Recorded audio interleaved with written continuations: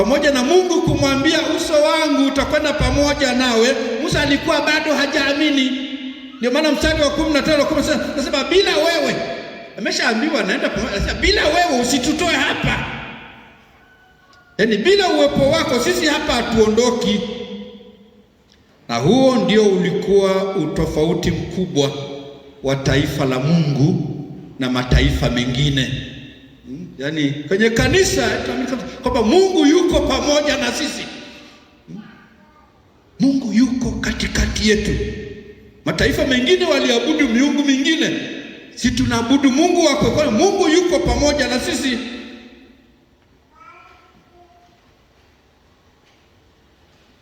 Jumapili ya tarehe 5 mwezi huu ilikuwa na neno linasema, nimewawekea mbele yenu baraka na laana. Nasema baraka ni pale utakaposikiliza maagizo ya Mungu, na laana utakapoacha kusikiliza na kuandama miungu mingine wasioijua na kuiabudu. Nasema hiyo ndiyo laana. Kwa hata unapoabudu miungu mingine ni laana. Dhambi ya kuabudu miungu nyakati zetu imelinganishwa na watu kutegemea nguvu za giza au ushirikina na waganga wanaoitwa waganga wa kienyeji. Na hili sio limeanzia kwetu tu, lilianzia tangu wakati wa Sauli, mfalme Sauli. Hili lilimpata mfalme Sauli baada ya Mungu kukaa kimya. Kuna wakati unaweza kufikiri Mungu amekaa kimya, kumbe bado anakutafakari. Ukafikiri Mungu amekaa kimya kwa sababu hajakujibu kwa wakati uliotaka wewe. Mungu ana nyakati zake. Sasa Mungu alipokaa kimya, akaenda kwa wapiga ramli na wapunga pepo. Matokeo yake ufalme ulifitinika na kanyang'anywa ufalme. Kusoma Samueli wa kwanza mlango wa 28. Na kilichofuata nasema alikufa yeye na vijana wake. Na Daktari Martin Luther, mwana matengenezo wa karne ya 16, kanisa letu la Kiluteri, alifundisha kuwa Mungu wako, sasa usiwe na Mungu huyo, Mungu wako ni kile moyo wako unategemea zaidi. Unategemea nini zaidi? Yaani Mungu wako ni kile ambacho moyo wako unategemea zaidi kuliko Mungu wa kweli. Inaweza kuwa fedha, inaweza kuwa mamlaka, inaweza kuwa maarufu, inaweza hata kuwa dini. Watu wengine wafikiri dini ndio mbele kuliko Yesu. Yaani unaweka dini juu kuliko Yesu. Anakuwa ni Mungu, dini anakuwa ni Mungu wako badala ya Yesu kuwa Mungu wako. Ndugu zangu wapendwa, ni neema ya Mungu baada ya anguko. Nasema neema ya Mungu yatosha. Na linalozungumzwa katika sura hii ya 33, nimesema sio nchi ya ahadi, sio Kanani, bali ni uwepo wa Mungu. Musa anasema alifahamu, yani Kanani bila uwepo wa Mungu sio kitu, ni bure. Yaani sema Nazareti bila uwepo wa Mungu sio kitu. Kwa maana Musa anapinga kabisa wazo la kwenda peke yao bila Mungu. Haikuwa kufika tu Kanani na kukaa, bali kuishi katika agano na uwepo wa Mungu. Kumbe ndugu zangu, hatutakiwi kuridhika na zawadi. Kuridhika na zawadi tulizopewa na Mungu. Kuridhika na mafanikio. Kuridhika na utajiri.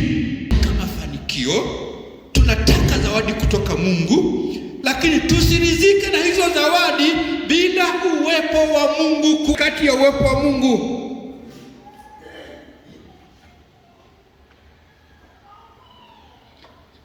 Musa aliomba kumjua Mungu kwa undani zaidi. Nasi kanisa la leo, omba sana kumjua Mungu.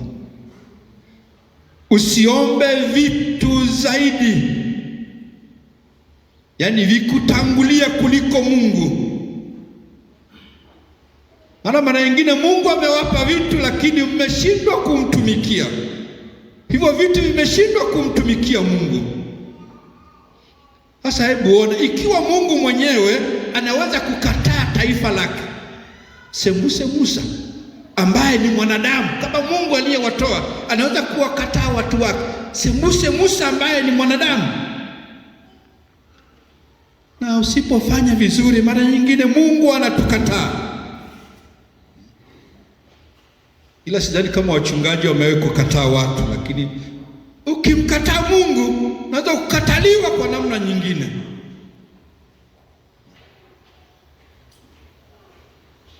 Mungu akaelewa kile anachokitaka Musa, akakubali ombi la Musa. Uso wangu utakwenda pamoja nawe, nami nitakupa raha. Nimesema raha maana yake ni kupumzika. Ukiwa na uwepo wa Mungu huna hofu. Unaogopa nini? Ukiwa na uwepo wa Mungu huna hofu, hupungukiwi chochote. Ndugu zangu wapendwa, anasema Musa, ni heri kubaki jangwani pamoja na Mungu. Najua jangwa halina maji wala ni mchanga tu. Anasema ni heri kubaki jangwani pamoja na Mungu kuliko kwenda Kanani bila Mungu. Bwana asifiwe sana. Haina maana, yaani mafanikio yetu hayana maana bila Mungu. Anasema nchi ya asali na maziwa, lakini nchi ya asali na maziwa isiyo na Mungu ni bure.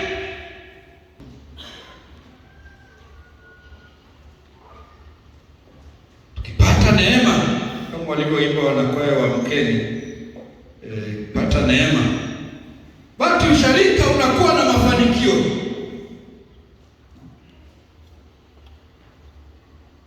Neema hii iende pamoja na Mungu. Uchumi wetu na teknolojia yetu iende pamoja na Mungu. Kwa sababu hata tungekuwa na vyote hivi, teknolojia, uchumi mzuri chini ya jua, lakini kama Yesu hayupo pamoja na sisi ni bure kabisa. Hata vipaumbele vyetu haviwezi kwenda.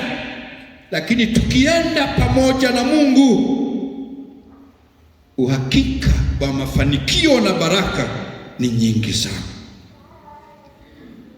Malizie kwa kusema hivi, neema ya Mungu yatosha. Sura ya 32 imeonyesha kwa kina sana juu ya uasi wa mwanadamu. Najua mashaka ya kutoamini. Na watu hawaamini kwamba wanabarikiwa wakimtolea Mungu. Hawaamini.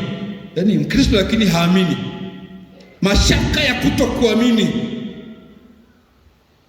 Yaani Musa anaenda kupokea amri 10 za Mungu kule mlimani, siku 40 tu, siku 40 wanamwacha Mungu. Yaani ukiacha tu kidogo wanamwacha Mungu. Jifunze kusoma neno la Mungu, uwe kiongozi kwenye familia na kwenye jumuiya. Yaani siku 40 tu wanamwacha Mungu. Yaani siku 40 zaidi taifa naona hakuna Mungu, wakachonga miungu mingine, wakatengeneza miungu mingine, wakatengeneza mungu wa herufi ndogo wa dhahabu. Ilikuwa ni sababu tosha ya Mungu kuliacha hili taifa. Nilinganisha mimi na kinyago. Lakini ni neema ya Mungu. Mlango wa 33 tunakutana na jambo kubwa sana, kushinda dhambi. Neema ya Mungu yatosha. Musa alichukua nafasi kubwa sana ya kuwa mwombezi kwa taifa la Mungu, kuwarudisha watu kwa Mungu na kuomba uwepo wa Mungu usiwaache. Kazi ya wachungaji, wazee wa kanisa, kuomba Mungu asiache uwepo wa Mungu uendelee kuwepo pamoja na kanisa lake. Mungu kwa neema amesema uso wangu utakwenda pamoja nawe, nami nitakupa raha. Mungu anawapokea tena kwa upya watu wake walioasi. Ndugu zangu wapendwa, siku hizi wanasiasa wanasema si kama neno la Kiswahili, wanasema kutoka sakafu ya moyo wangu. Najua kwa sehemu, sio najua kwa sehemu tu, na mimi najua kwa sehemu na nyinyi mnajua kwa sehemu. Mlikotoka na mlikoanzia, msimwache Mungu. Na waombea na mimi, msimwache Mungu. Ombeni Mungu uso wake uende pamoja na ninyi. Tumikieni kwa furaha, tumikieni kwa upendo, tumikieni kwa uaminifu. Uso wa Mungu uende pamoja na ninyi. Mwendeeni Mungu kwa unyenyekevu wote. Nenda kwa unyenyekevu mbele zake. Tubu. Ndio njia ya kwenda kusonga mbele. Fanya toba, tengeneza maisha yako.